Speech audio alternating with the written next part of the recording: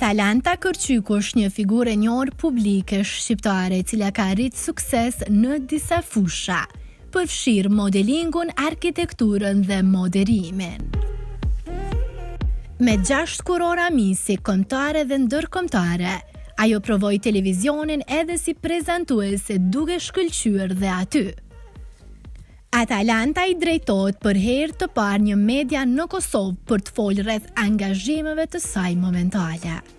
Jam përpjekur shumë që të jem larg këtij petku dhe kushdo që më njeh di se sa përpiqem unë që të kaloj. Normalisht dhe unë kam pasur ato çastet e mia në të cilat mund të them që u bëra pjesë e një vorbulle në të cilën edhe unë e kuptova që nuk isha Atalanta e vërtet, në cilën normalisht isha më dedikuar tek paraqitja jashtme sesa tek kontenti që unë po përfaqësoja dhe vitet e fundit kam kaluar në ato që unë jam në të vërtetë kur që kam gjetur dhe rati në stilin tim, ku jam fokusuar dhe në emisione që janë më serioze, pra që janë fix brandim dhe në paraqitje më dinjitoze televizive. Televizioni, siç po më pyesje, është një dashuri e kahershme e imja, një dashuri e cila është një pasion i miksuar me profesion, por mbi të gjitha është një lloj magjie, si në vetëm ekrani dhe kushdo që është në ekran e di se sa është. Thënë troç është një lloj addiction-i që nuk di si ta heqim. Ajo rrëfen se kontaktin me ekranin e pati prej vitit 2015 kur fitoi kurorën e parë të Missit. Kurse gjatë 2020 asaj lulëzoi karriera duke bërë kontratën e parë në Top Channel. Por a mendon ajo se ka ndryshuar televizioni për gjatë këtyre 5 viteve që ishte prezente aty? Kjo është një pyetje shumë e vënd, një pyetje në cilën unë vazhdimisht e diskutoj me persona të cilët e kuptoj që i shqetëson kjo gjë. Kjo pyetje mua personalisht më shqetëson shumë. Televizioni shqiptar më vjen shumë keq të themi që ka kaluar në matë suksesi dhe matësit e suksesit tani më quhen klikimet. Unë do doja shumë që matësit e suksesit të ishin rëndësia që dhe mesazhi që një emision jep, pra jo vetëm mesazhe të tipit se sa shikueshmërinë ka, sepse nuk e di pse, por ne të gjithë po dëndemi drejt fast television. Si fast food është fast televisioni. Unë për sa kohë që të jem në ekrane, besomoni nuk do përlyem kurrë në gjëra të tilla, paktën në produksioni dhe autorsinë time. Jashtë ekranit, ajo përmendi projektin e ri që pritet ta lansojë për pak kohë. Në Zoom ka insistuar të di më tepër në lidhje me këtë format. Kam bërë Politikan Tigan, që ka qenë emisioni i parë, një mix midis gatimit, kulinarisë dhe politikës në kohë zgjedhjeve. Emisioni e dytë për cilën duke punuar dhe normalisht në të ardhmen uroj sa më shumë të tjerë dhe gjithmonë do të jenë me mesazhe shumë të forta dhe me shumë rëndësi për rinin e cila na shikon dhe si idhuj ekranesh. Por a ka konkurrencë të fortë mes personazheve të ekranit, kryesisht mes femrave prezantuesa? Nuk di ç'të them më parë, unë i kuptoj dhe e vë veten time në petkun e tyre, sepse normalisht edhe unë dua më të mirë për veten time, pse mos e doj dikush më të mirë për veten e tij.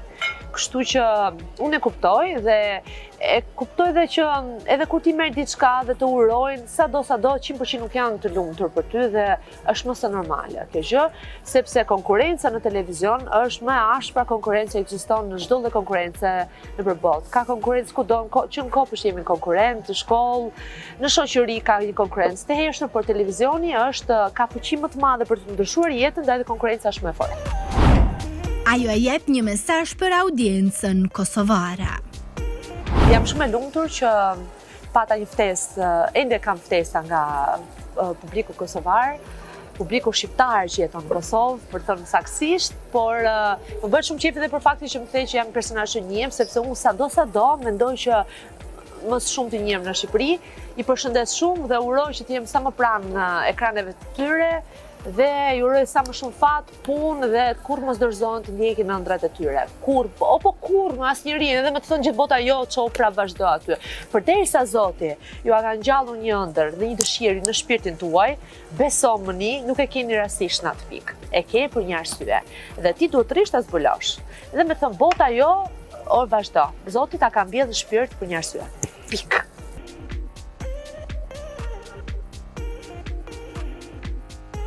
Statusi im është nuk flas pa avokat. Me e për telefonin, kërkoj që aty avokat t'i lak t'i steku.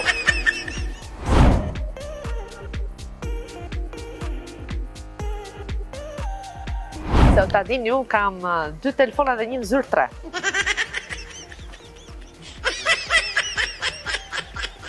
Kush i treti? Të fundit ama, jo në vësh.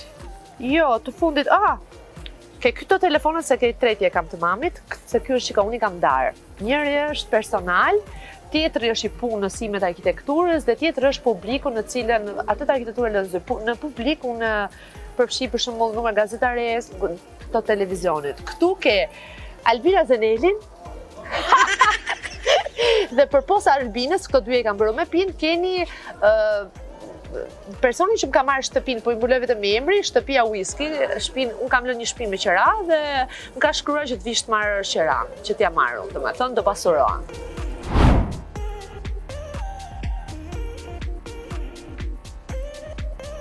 Familjes time, prindërve të mi, por për cilët unë kam bërë një plan për t'i marrë në Tiranë, dhe kjo është tjera publike ndaj tyre që ato të vinë në Tiranë, sepse tani më kam bërë një shtëpi më të madhe dhe dua të jem me to, që të jetoj me to.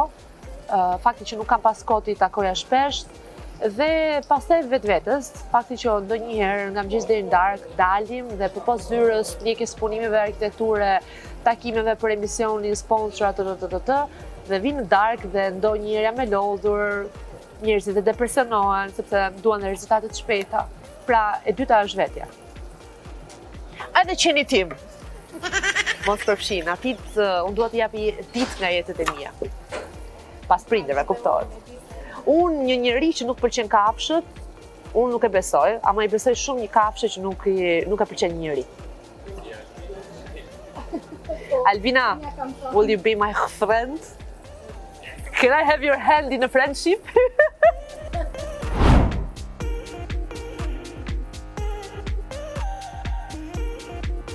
Ju thoni 5 më duket atje, por ne kemi 10 me ju, sepse mbi gjitha më dhe shumë lirshmëri, seriozisht, besoj dhe ti e ke kuptuar nga energjia ime, dhe më bëri të mos jem e stukur, e stepur, e strukur diku dhe të jem shumë e lirshme.